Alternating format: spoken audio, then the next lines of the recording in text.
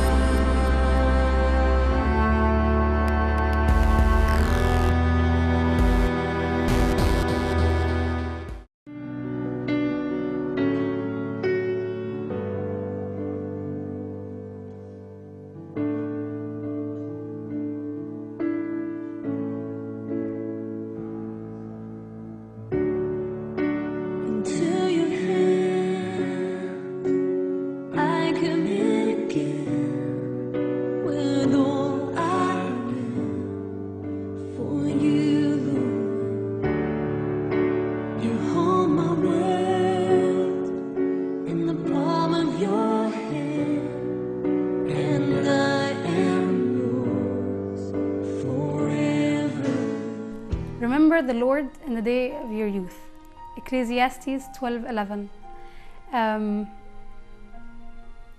It's the best age. It's the most fruitful age. It's the age that's if you look around you in the world, that's the very active age. That's looking here in Egypt. It's the age that's out in the street and protesting and wanting change. It's the age that actually can make a change. It's the active stage. And it's the most beautiful period of our life is the youth age. So we have a mission. We have a mission to go and serve and share Christ with everyone else. We have a mission to be active in our church. We have a mission to witness Him everywhere we go, every place we go. There's something that my dear father has taught me, my father Butros. He's very dear to my heart. He taught me this great thing. He said, you live every day as it's the first day and the last day. And he also told me, I also learned from him, this is out of the picture, but he also said, he always praised liturgy as if it's the first and the last. If we live each day as if it's the first and the last, that means I want to make sure that everyone knows about Christ. Everyone that I see felt and tasted Christ.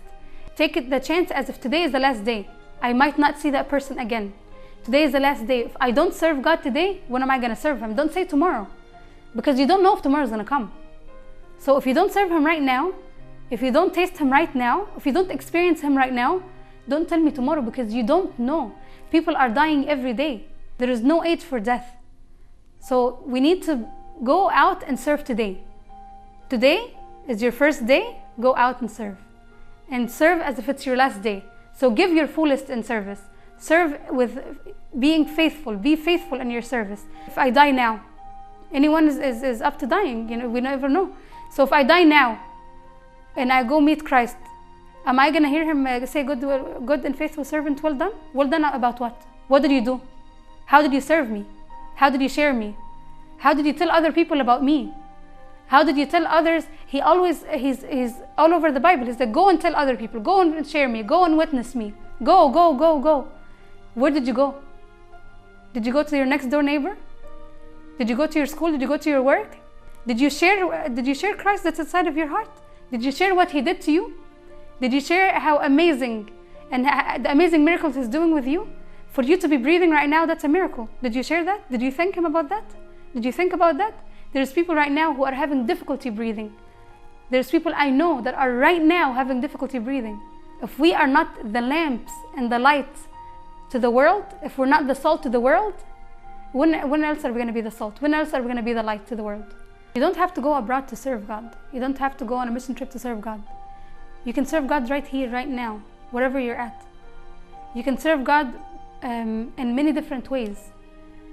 Look around you. Just look around you, and I want you to pray. Pray the Jabbath prayer, and the Lord will enlarge your territory. Trust me, He will enlarge it, and He will show you where He wants you to serve and who He wants you to serve. It might be people with you at work. It might be people with you at home. It might be people in the church with you. It might be people who are actually in the church daily. but they need to be served. It might be people who know nothing about God in a university with you. You never know. But there's many different ways that we can serve God. God puts you there in that place and at that time for a reason. That reason might be because you saw two people fighting, two people going through a problem. That reason might be that you sit there and pray for them. You might be the angel that God sent for them, to be sitting there and praying for them. Service is just an expression of love. How can you express your love to God? Express it in whichever way that you can express it to Him. Take every chance that you're put in, every circumstances, every situation, and learn from it, and know that God put you there so that you can be the light.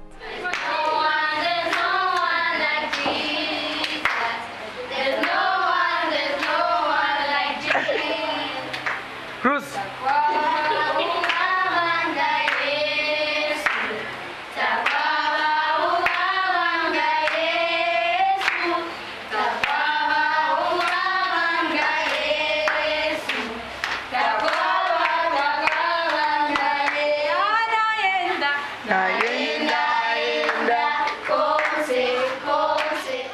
In Ezekiel 33, our call is to be watchmen. Watchman is somebody who just is like an alarm clock.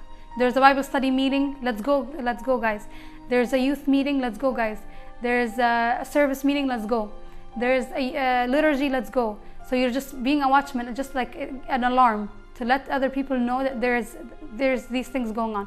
And it's up to them, for them to accept the call or to not accept it. Our other role is to encourage and help the handicapped in the faith. When I say the handicapped in the faith, meaning those who are, they're divided. One day they're with the Lord, another day they're out in the world. 1 hour they're with God and they're in heaven, the next hour they're out in the world and enjoying the world. So another role for us as youth is to make sure that we encourage and build and help and bring these people to the church and make sure that they are fully in. They're not in and out, that they are fully in the church. Another role is to make sure that we are a light to the darkness, to those who don't know anything about Christ, know nothing about Christ. So we are Christ's light that should take that light and let it shine to those who are in darkness, those who don't know anything about Christ, and let God do the work. Let the Holy Spirit do it. He said, don't worry what you will say. He will give you what you will say. One of the great books that I've read by Pope Shenouda, it's very small, but it's a great book and it changed a big part of me. It's called Discipleship. He says not to let any chance pass by without learning from that situation. So don't let anyone pass by without taking Christ that's inside of them. Christ is in every person. Don't look at the negatives in people. Look at the positives. Take out the positives, the good things. These things are Christ. Take these characters from them, and you will be in the most joyful atmosphere. Because the more we look at the positive, the more we will be positive. The more we look at the joy, the more we will be joyful. But the more we look at the negative, we will be negative.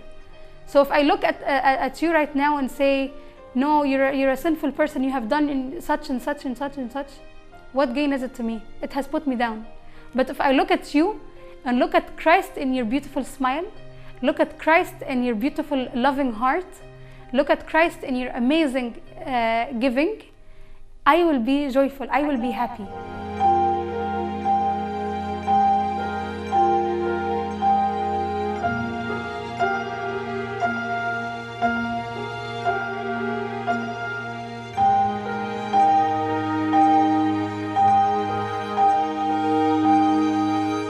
You can feel God's love in your daily life by looking at all the blessings that God gave you.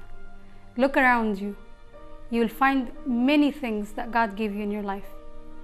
Look at the positives, look at all these things, and you will know that really God loves you so much. Look at yourself, look at your health.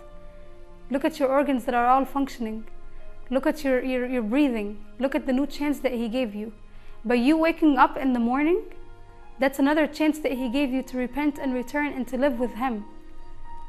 So there's no greater love than that. If He doesn't love you, He wouldn't give you another chance. He would just leave you to be destroyed and leave you to destruction. But because He loves you so much and you're so dear and precious to Him, He gives you another chance. He gives you another day. He gives you another day so that you can return and be with Him.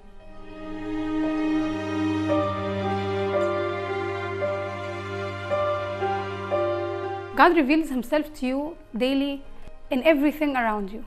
And every person that you meet, take it as it's Christ that you're meeting. What is it, Lord? What is it that you want me to learn from this person? What's the message that you want me to get?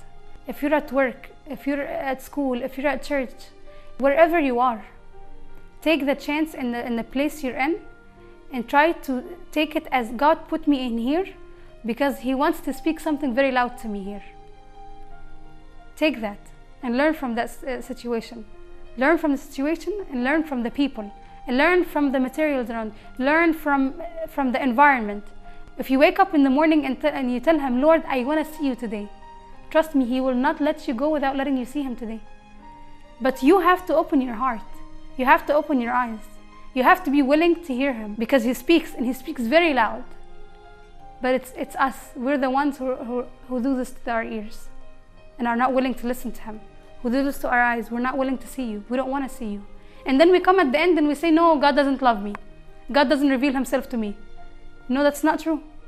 God reveals Himself to everyone. And He reveals Himself to you and me and everyone.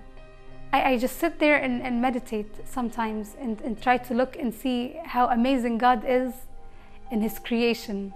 To see how amazing God is and really He's thinking about me. He created this garden, He created this beauty just for me. Because He knows I love nature. So He created that for me. If you take everything as God creating for you because you're so special and dear to Him, you will know how much He loves you. You will know how He's just leaving everything else and just focused on you because of how much He loves you. There's two things that Pope Shenouda said. If you want to feel happy and you want to feel very joyful, two things you do in life. Living a life of surrender and living a life of thanksgiving.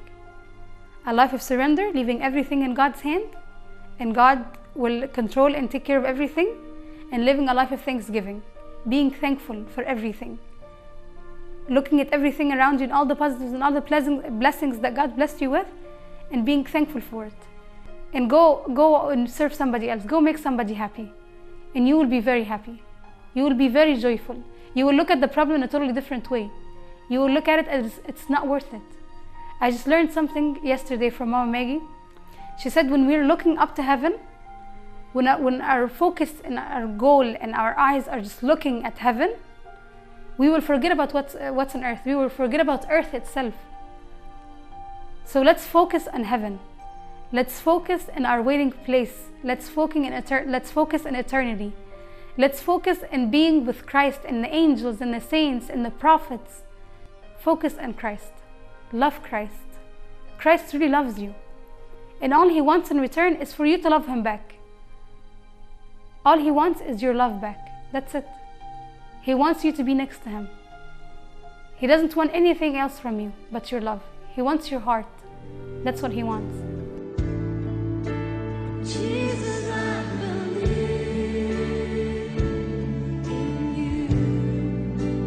Jesus, I belong to you. The reason that I live, the reason that I sing with all I am. You are the light of the world. You are the salt of the earth. You are the chosen vessel. You are Christ's disciples. You are the beloved of Christ. And you have experienced Christ. I know you have experienced Him. I know He's done great miracles in your life. I know He's done great and wonderful wonders in your life. Share that.